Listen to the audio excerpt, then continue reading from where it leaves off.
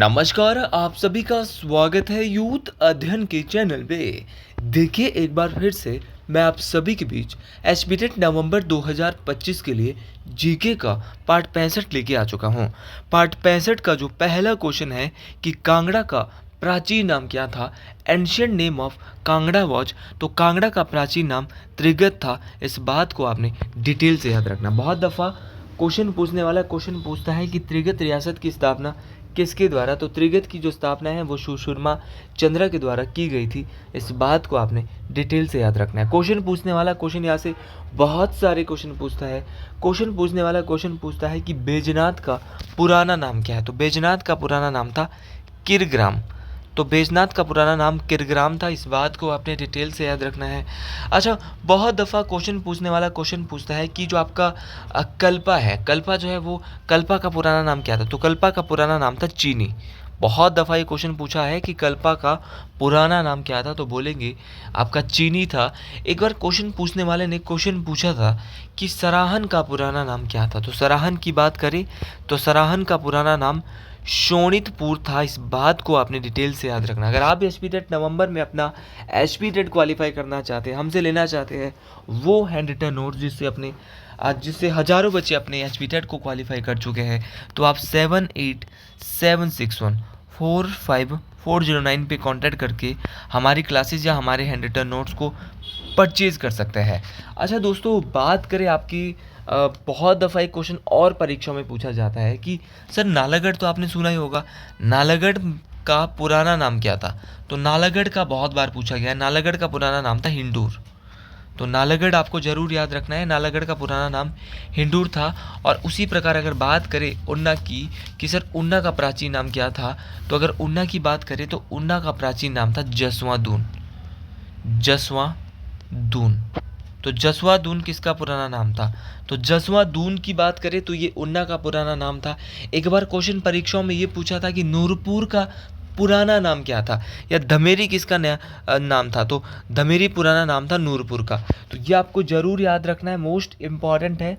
अच्छा, एक क्वेश्चन और है भाई, जुब्बल का पुराना नाम, तो जुब्बल का पुराना नाम था देवरा। तो देवरा किसका पुराना नाम है, तो देवरा जो है वो जुब्बल का पुराना नाम है। ये भी आपको ज़रूर याद रखना है। अच्छा, सुंदरनगर तो सबको आता है। बनेड़ इसका पुराना नाम है। और बनेड़ की रियासत की जो स्थापना है वो गरुड़ सेन के द्वारा की गई। किसके द्वारा, गरुड़ सेन के द्वारा की गई। ये भी आपको डिटेल से याद रखना है। ये सारे क्वेश्चन बहुत ज़्यादा इम्पॉर्टेंट है, परीक्षाओं में पूछे जाते हैं। तो चलिए जी अगले क्वेश्चन की ओर बढ़ते हैं। हर एक क्वेश्चन को आप डिटेल से पढ़ते रहिए, कोई सा क्वेश्चन भी आपको परीक्षाओं में देखने को मिल सकता है। अगला क्वेश्चन है कि भारत के संविधान के अंतर्गत मूल अधिकारों का संरक्षक कौन है, वो is the guardian of fundamental rights under Indian constitution.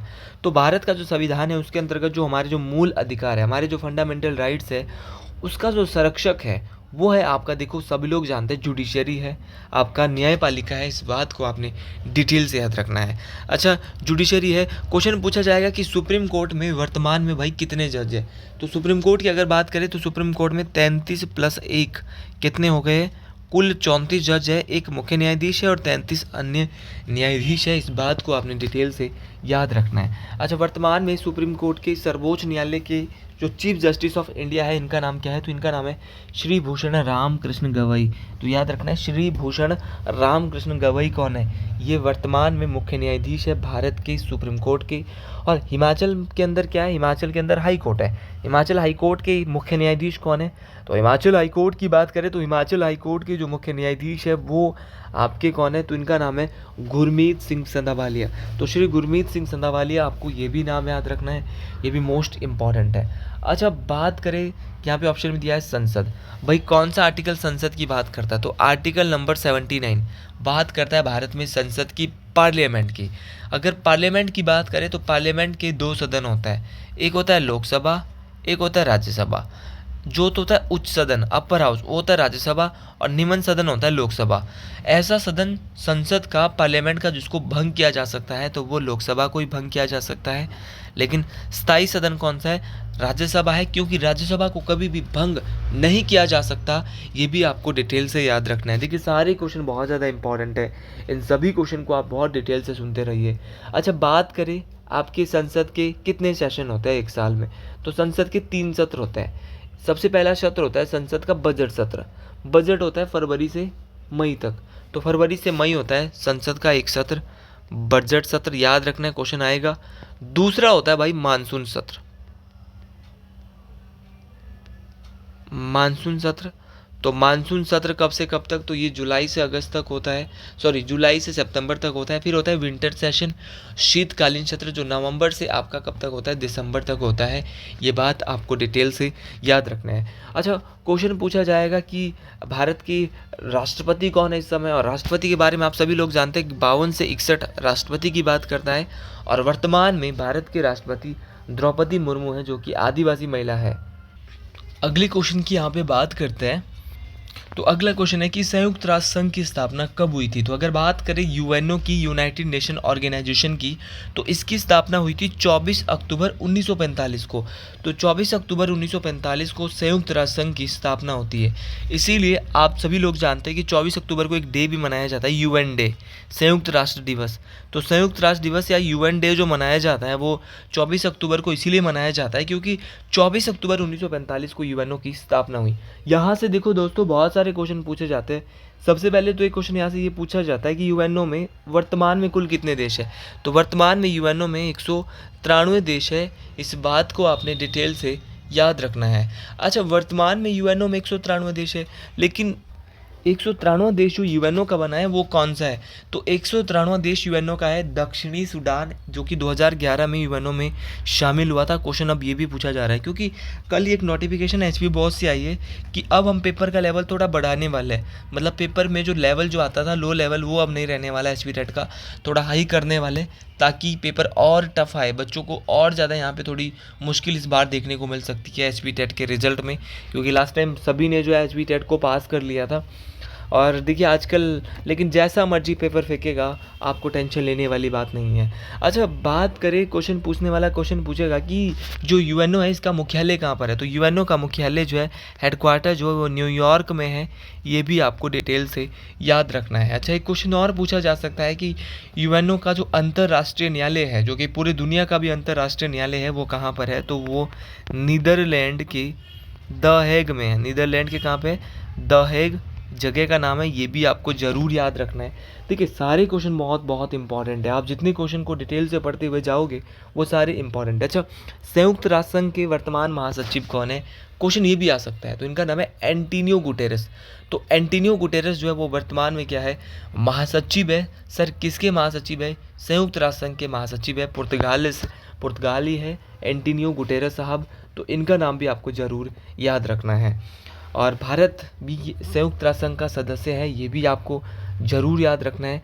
देखो, सारे क्वेश्चन बहुत ज़्यादा इंपॉर्टेंट है। अगला क्वेश्चन है कि संविधान दिवस कब मनाया जाता है? तो आप सभी जानते हैं कि हमारा संविधान बनकर 26 नवंबर 1949 को तैयार हुआ था, लेकिन वो लागू जो हुआ था वो 26 जनवरी 1950 को हुआ था। इसीलिए ये जो बना था 26 नवंबर 1949 को, इसीलिए 26 नवंबर को एक दिन मनाया जाता है जिसको बोलते हैं संविधान दिवस या कानून दिवस। तो संविधान दिवस या कानून दिवस आपका 26 नवंबर को मनाया जाता है। ये बात आपने डिटेल से याद रखनी है। अच्छा, यहाँ पे हम देखने वाले हैं कुछ इम्पॉर्टेंट डेट, और पूरे साल की देखेंगे। वैसे हम एक एक महीना पकड़ते थे हर वीडियो में, लेकिन अब ये मंथ्स में पढ़ा के ख़त्म कर चुका हूँ। तो आज हम जो देखने वाले हैं वो इम्पॉर्टेंट देखने वाले पूरे साल की। जैसे कि प्रवासी भारतीय दिवस, ये मनाया जाता है 4 जनवरी को। उसी प्रकार आपका विश्व हिंदी दिवस, प्रवासी भारतीय दिवस 4 जनवरी नहीं, 9 जनवरी को मनाया जाता है। याद रखें, क्योंकि 9 जनवरी 1915 को महात्मा गांधी दक्षिण अफ्रीका से भारत आए, इसीलिए उस दिन प्रवासी भारतीय दिवस मनाया जाता है। अच्छा, बात करें विश्व हिंदी दिवस की दोस्तों, तो विश्व हिंदी दिवस 10 जनवरी को स्टूडेंट मनाया जाता है। फिर क्वेश्चन पूछा जाता है कि राष्ट्रीय युवा दिवस, तो राष्ट्रीय युवा दिवस स्वामी विवेकानंद जी के लिए 12 जनवरी को मनाया जाता है। राष्ट्रीय युवा दिवस, ये आपको ज़रूर याद रखना है कि राष्ट्रीय युवा दिवस कब मनाया जाता है। तो राष्ट्रीय युवा दिवस जो है वो कब मनाया जाता है? ये 12 जनवरी को। अच्छा, भारतीय थल सेना दिवस कब होता है? तो भारतीय थल सेना दिवस आपका 15 जनवरी को मनाया जाता है। उसी प्रकार आपका पराक्रम दिवस कब होता है, तो पराक्रम दिवस 23 जनवरी को, और 24 जनवरी को क्या होता है, तो 24 जनवरी को मनाया जाता है राष्ट्रीय बालिका दिवस। तो राष्ट्रीय बालिका दिवस 24 जनवरी को। अच्छा, 25 जनवरी को गुरुजी क्या क्या होता है, तो 25 जनवरी को 2 दिन होता है। एक होता है राष्ट्रीय मतदाता दिवस, तो याद रखना बोर्ड भी छोड़ा 25 तारीख को, क्योंकि लोग उस दिन उन्हें घूमने जाना था। तो राष्ट्रीय पर्यटन दिवस और राष्ट्रीय मतदाता दिवस दोनों के दोनों 25 जनवरी को मनाया जाता है। और 26 जनवरी तो आप सब लोग जानते हैं कि गणतंत्र दिवस मनाया जाता है। और शहीद दिवस, एक है शहीदी दिवस, एक है शहीद दिवस। तो शहीद है आपका 30 जनवरी को। कब है, 30 जनवरी को। उसी प्रकार अगर मैं बात करूं भारतीय तटरक्षक दिवस, तो भारतीय तटरक्षक दिवस मनाया जाता है 1 फरवरी। तो 1 फरवरी को भारतीय तटरक्षक दिवस। और विश्व रामसर दिवस, विश्व आर्द्रभूमि दिवस जो मनाया जाता है, जिसको रामसर डे भी कहते हैं, वो मनाया जाता है 2 फरवरी। तो ये भी आपको ज़रूर याद रखना है।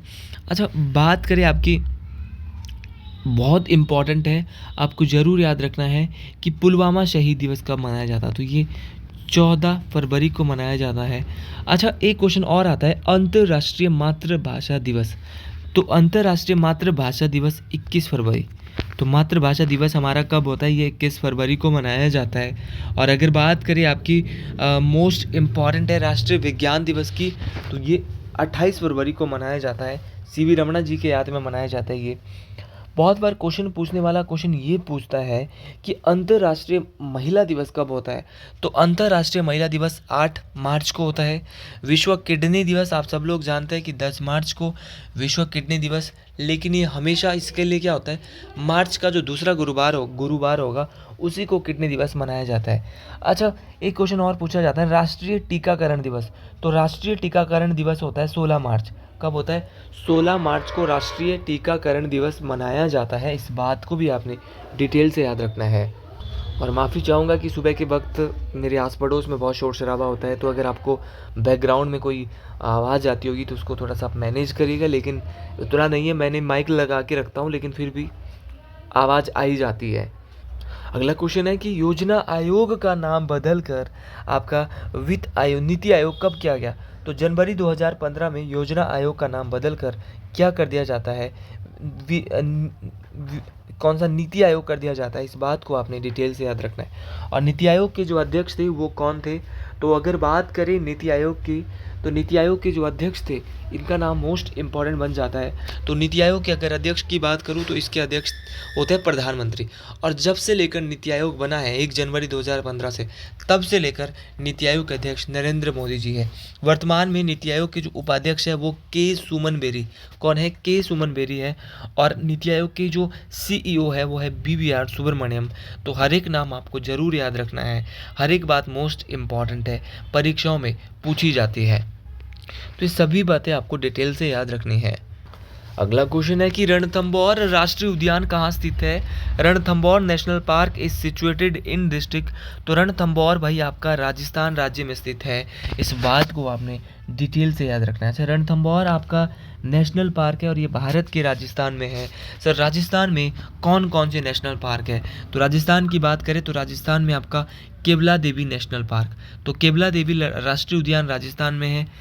थार राष्ट्रीय उद्यान ये भी राजस्थान में है आपका। इसके अलावा राजस्थान में एक और है आपका सरिस्का, तो सरिस्का नेशनल पार्क।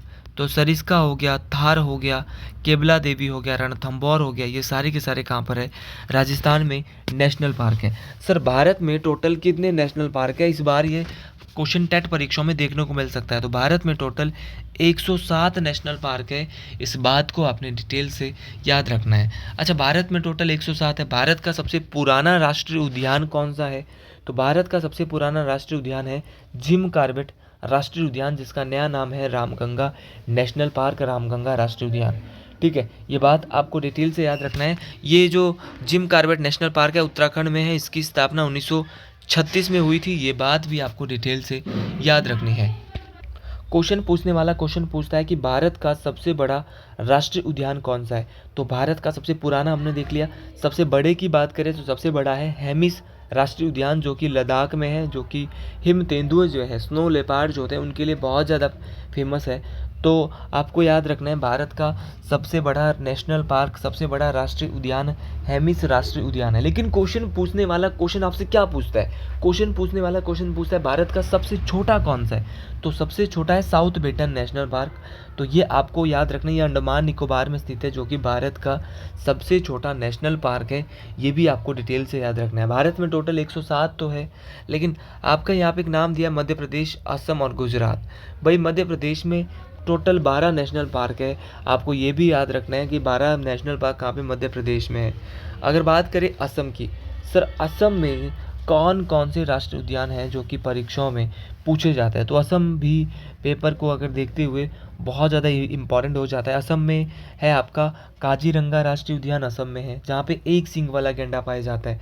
तो भारत का ऐसा राष्ट्रीय उद्यान जहाँ एक सींग वाला गैंडा, तो काजीरंगा नेशनल पार्क। इसके अलावा मानस राष्ट्रीय उद्यान, ये भी असम में है। औरंग राष्ट्रीय उद्यान, औरंग राष्ट्रीय उद्यान, ये भी असम में है। और डिब्रू शेखावा नेशनल पार्क, ये भी असम में है। नमेरी नेशनल पार्क, ये भी असम में है। रायमोना नेशनल पार्क भी असम में है। और देहिंग पटकाई नेशनल पार्क भी, राष्ट्रीय उद्यान भी असम में है। तो देखिए ये सारे के सारे नेशनल पार्क परीक्षाओं में काम आने वाले हैं, परीक्षाओं में आपको नंबर दिलाने वाले हैं। इसीलिए आप इन सभी राष्ट्रीय उद्यान को डिटेल से याद रख लीजिए, ये कुछ भी क्वेश्चन परीक्षाओं में आपको देखने को आ सकता है। अच्छा, एक क्वेश्चन पूछा जाता है कि गिर परियोजना भारत में कब शुरू हुई, तो गिर परियोजना भारत में 1972 के आसपास शुरू होती है। तो ये भी आपको ज़रूर याद रखना है। भारत में टोटल 107 नेशनल पार्क है। बात करेंगे आपके असम की, बात कर ली है। आपका पश्चिम बंगाल से बहुत से नेशनल पार्क पूछे जाते हैं। पश्चिम बंगाल में आपका सुंदरबन नेशनल पार्क है, पश्चिम बंगाल में आपका बक्सा नेशनल पार्क है, पश्चिम बंगाल में आपका न्यूरा वैली है, आपका गोरुमारा है, आपका जल्दापारा है। ये सारे राष्ट्रीय उद्यान कहाँ पे है, पश्चिम बंगाल में है। और ये सभी आपको ज़रूर याद रखने हैं, इंपॉर्टेंट तरीके से याद रखने हैं। तो चलिए जी अगले क्वेश्चन की ओर बढ़ते हैं।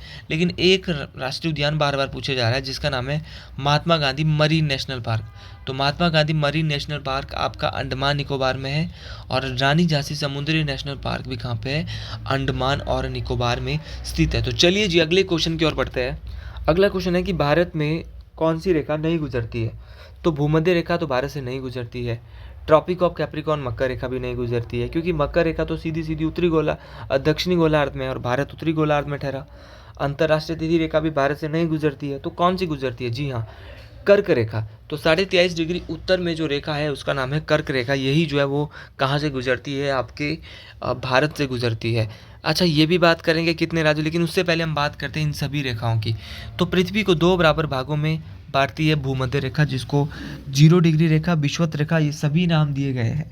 अच्छा, बात करें क्वेश्चन पूछने वाला दोस्तों, क्वेश्चन आपसे एक क्वेश्चन और पूछता है कि ऊपर जो एरिया होता है उसको उत्तरी गोलार्ध बोलते हैं, नीचे उसको दक्षिणी गोलार्ध बोलते हैं। तो ऊपर जितनी 90 अक्षांश रेखा आएगी उसको बोलेंगे उत्तरी अक्षांश, और 90 ही नीचे आएगी उसको बोलेंगे दक्षिणी अक्षांश। तो 23.5 डिग्री में ऊपर एक रेखा है और भारत यहाँ जैसे, जिसका नाम है कर्क रेखा। और उसी प्रकार एक 23.5 डिग्री दक्षिण में भी रेखा, उसका नाम है मकर रेखा। तो याद रखना, मकर रेखा 23.5 डिग्री दक्षिणी गोलार्ध में है और 23.5 डिग्री उत्तरी गोलार्ध में कौन सी है, ट्रॉपिक ऑफ कैंसर है। दोनों बातें आपको डिटेल से याद रखनी है। कर्क रेखा भारत के 8 राज्यों से गुजरती है, जिसके लिए मैंने आपको एक ट्रिक भी दे रखा है। ट्रिक का नाम है मित्र पर गमछा झार।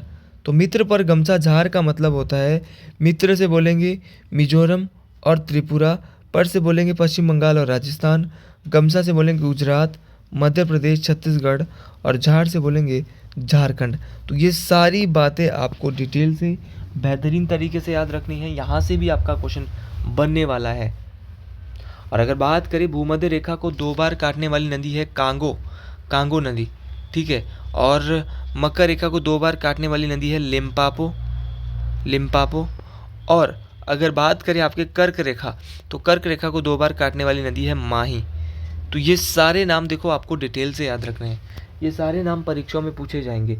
और आप ऐसा नहीं बोल सकते अच्छा ऐसा महाद्वीप जहाँ से तीनों रेखाएं गुजरती है, तो तीनों रेखाएं गुजरती अफ्रीका। तो अफ्रीका एक ऐसा महाद्वीप है जहाँ से तीनों रेखाएं गुजरती है। इस बात को आपने डिटेल से बेहतरीन तरीके से याद रखना है, ये क्वेश्चन बहुत ज़्यादा इंपॉर्टेंट हो जाते हैं। तो चलिए जी अगले क्वेश्चन की ओर बढ़ते हैं। अगला क्वेश्चन है कि गौतम बुद्ध ने अपना प्रथम उपदेश कहाँ पर दिया? तो गौतम बुद्ध के द्वारा अपना पहला उपदेश सारनाथ में दिया जाता है। और जब इन्होंने अपना पहला उपदेश दिया तो उसे बौद्ध ग्रंथों में क्या कहा जाता है? तो याद रखना, धर्म चक्र परिवर्तन। क्या कहते हैं? धर्म चक्र परिवर्तन, की धर्म का परिवर्तन हो चुका है, धर्म चक्र परिवर्तन हो चुका है। और इन्होंने अपना जो ये पहला उपदेश सारनाथ में दिया था वो किस भाषा में दिया था? तो याद रखना है, पाली भाषा। कौन सी भाषा है? पाली भाषा में दिया है। और बुद्ध ने अपने जो सर्वाधिक उपदेश दिए ना, वो कहाँ पे दिए? श्रावस्ती। तो महात्मा बुद्ध ने अपने सर्वाधिक उपदेश श्रावस्ती में दे रखे हैं, ये भी आपको डिटेल से याद रखना है। अच्छा, महात्मा बुद्ध को ज्ञान की प्राप्ति कब होती है? तो इनको ज्ञान की प्राप्ति 35 वर्ष की अवस्था में वैशाख पूर्णिमा के दिन निरंजना नदी के किनारे एक वृक्ष के नीचे, कौन सा वृक्ष था? पीपल के वृक्ष के नीचे होती है। और ज्ञान प्राप्ति के बाद सिद्धार्थ बुद्ध के नाम से जाने गए, और जो वो स्थान जो जहाँ से उनको ज्ञान प्राप्त हुआ वो कहलाया बोध गया। तो ये सारी बातें आपको डिटेल से याद रखना। और बौद्ध धर्म के 3 रत्न हैं, बौद्ध, संघ और धम्म। बौद्ध, संघ और धम्म। तो बौद्ध, संघ और धम्म, ये 3 रत्न हैं किसके? बौद्ध धर्म के। तो आज के लिए दोस्तों इतना ही, बाकी मिलते हैं आपसे अगले कल एक नई जोश नई वीडियो में। सभी को हर हर महादेव, जय हिंद, जय हिमाचल प्रदेश, हर हर महादेव।